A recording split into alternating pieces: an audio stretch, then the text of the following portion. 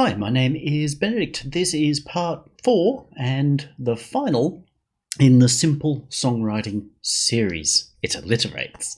Took me 4 goes to realise that.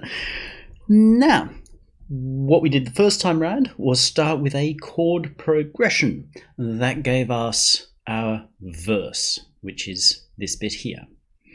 From there, we were able to extrapolate and expand, which gave us our chorus. And then from there to be able to slice and dice, mix about, middle up, and give ourselves a 4th verse, which also becomes our climax of the piece, because it gets exciting, and then our chorus. Bye-bye, thank you for coming. Please come again. And if we've done that right, people will want to come again. Not everybody. You're not looking for everybody. That's a silly plan. But the people who key into what you've done will come again. And that's the whole idea. If you don't serve those people, they won't come again. That means you failed in your job. Your job, again, is not to get everybody. It's to get those precious few who want or need to hear what it is that your song is showing them. Do that bit right, and they will come again. Simple as that. Now, I know it concerns some of you that I was working with raw MIDI sample sounds the whole way through, and that therefore it wasn't the right way to do it. Remember, this is about simple. There was somebody else who also said to me, well, there are other ways you can write songs. Of course there bloody well are. There's a trillion ways you can write songs. Don't care. This was about giving you one simple formula, a tried and true formula that does work, that allows you to front load a lot of the work, and then after that, it's just arranging. And that's why it's easier. Rather than having to constantly try and reinvent the wheel every time you make a decision, your decisions are easy because you can go, oh, look, there's those chord notes. One of them is going to be good. That'll do the job. Yes, you can do a lot more complex stuff, especially if you suddenly feel the need to be writing prog. However, by the time you're getting to writing prog, then you're probably a bit past where we are here. Let's work. This video, as you see, we've got no more MIDI. It's just audio. These are mixdowns. I have 3 versions to show you of the song. The first one is just for reference. It was what we were working with all along. As I kept pointing out in the little slide, this is just MIDI. It's just pure sample sounds, no mixing, no anything. All we wanted was to get the notes so they were workable. So we ended up with this.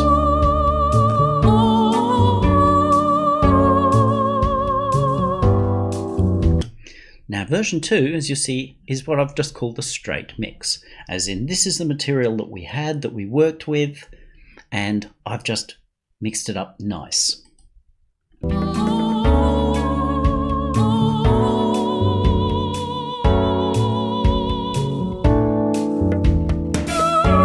Original.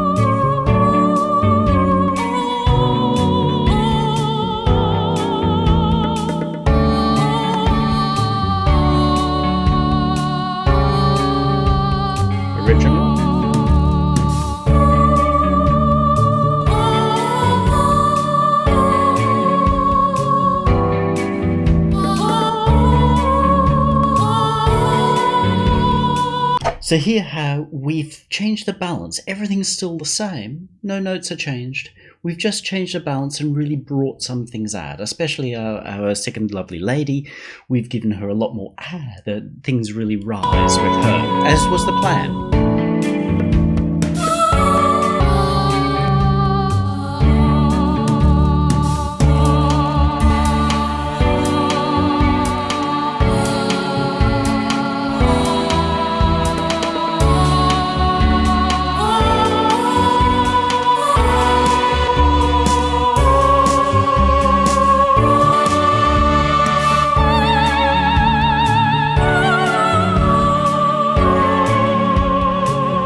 So everything, the vocals are nicer, better balanced, relaxed back into the mix. The drums are forward a little bit, perhaps more than I might personally choose, but I was mixing this fast, using a whole lot of devices I don't normally use, so I'm sort of working as I go, eating an apple, got a headache, need to be out the door pretty quickly to take the little one to violin practice.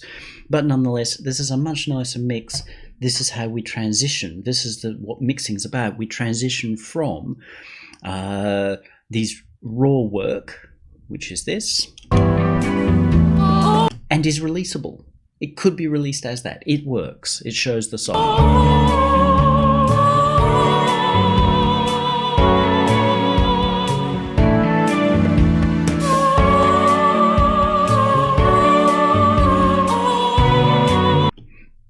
But we just hear the details better. We're able to tell the story a little more elegantly with the mix.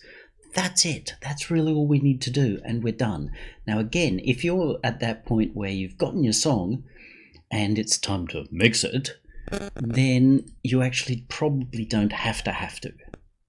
I know that seems crazy. Oh, but I'm the mix engineer. I earn my living out of making people play to mix their songs. But you know what?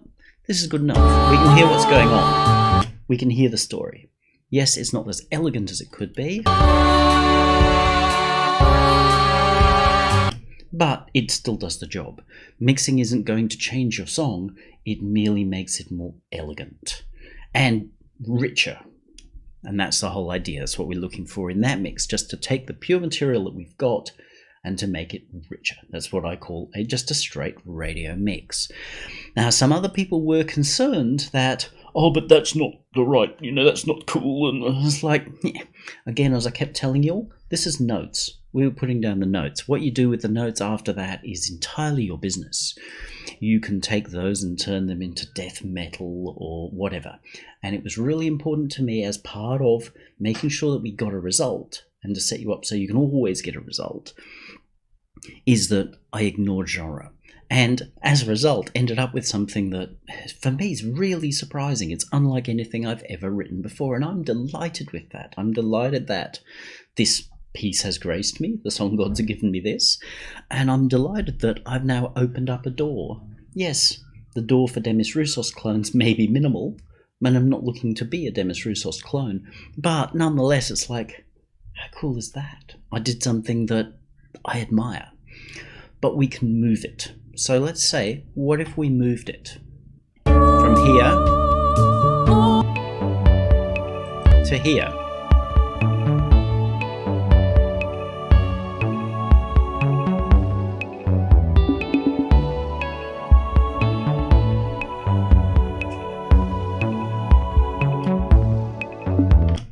Now, again, not a single note was changed, not a single thing was moved. Oh, technically I moved some drum hits only to make sure that they were sounding on sounds that had sounds rather than keys that had no sound at all. But even there, it's almost a little random, but it creates an interesting feel that you would get from something like an 808 drum machine, which is what that's a clone of. But it's a really different feel.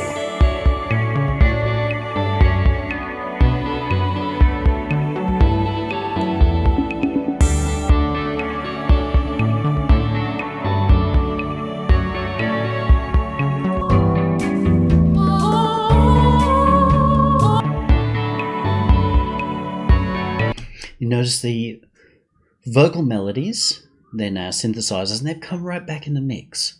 Initially you might think, oh, but I can't hear them. You sort of can't, but you can feel them. And so we've got a mix that appears to be driven far more by the drums and bass. And you've got those little guitar lines still working. There's still pure synthesis, no samples in there. The chords are right back in the mix. Where I started swapping sounds, the first thing I swapped was the piano for a synth chord. That ended up right back in the mix. Initially I thought, oh, I'll make this mix around just great big chord, blobs of chord, similar to Springsteen's Streets of Philadelphia, blobs of chord, and then a little bit of the other stuff around it. But it worked out that didn't really want to stay that way. And so juggled the mix around until it felt good. And this is it.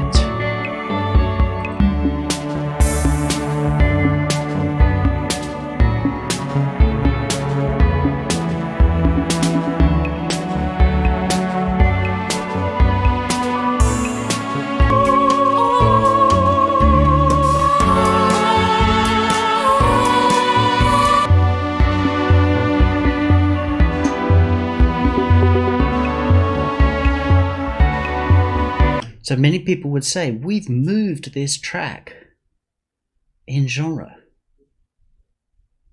It may still have a little bit of the feeling of easy listening about it, but I really don't care. I think it's a great track. It's unique. If it goes out there, people who choose to ignore anything they don't understand, yeah, that's cool. I don't need them. Really don't. But people who are like, ooh, I want to hear something that's different. If they encounter that, they enjoy it. Brilliant. I'm winning because there's nobody else putting a track out there like this.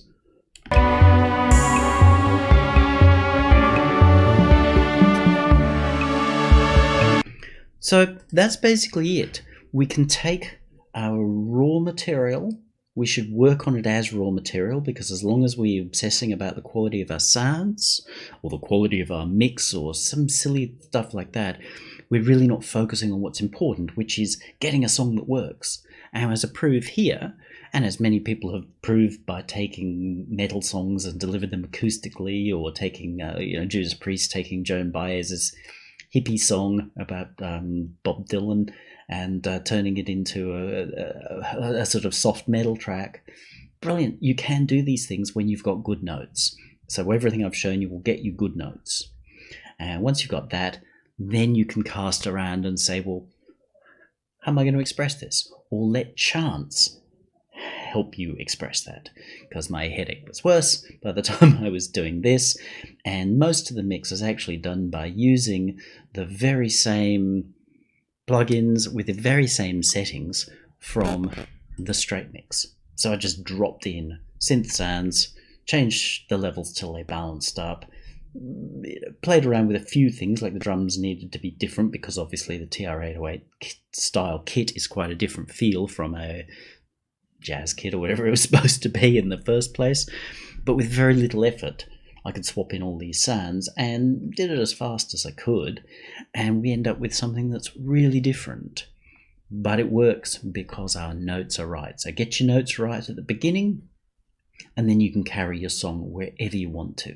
If you decide that you need a real guitarist and real screaming solos somewhere, you can hand that to a guitarist and they'll go, okay, I can make sense of that. If they can't, find someone else. They don't really know what they're talking about. Yes, your work may be odd, but if they're remotely competent, they should be able to work it out. Even if they mutter under their breath, they should still work it out and deliver you something that works at least as well as what you've got. If they're great, they will possibly even say, hey, what if we did this and this and this, then we'll end up with that. Brilliant, go with it. Mixdown, like I said, there's absolutely nothing to stop you from going with that. So long as it balances up, top and tail it, make sure it doesn't get too loud, blow your levels, you're good. Otherwise, if you are not great at mixing, and it's absurd that you should be great at mixing, it's a silly assumption, then hand it to a mix engineer. If you've got good material, like good basic notes and a great vocal performance, they can really make that shine. I love doing that sort of stuff. And then if you feel the need to say, well, the stuff I've done is kind of like, it's a bit not cool, then get cooler sounds and apply them. And then suddenly your piece has moved to a different place. Have fun with it. The rest of this video, I will simply straight play through the two versions of the song so you can hear how they came out, because at no point have you actually really heard this whole song all the way through. And right now, and possibly forever in the future, I think this is just going to be called Simple Song. Any questions? Ask them down below. Thanks for your time and attention. If I can assist, down below, show me what you got. I'll be real honest and help you work out how to get your story told. You have a great day now.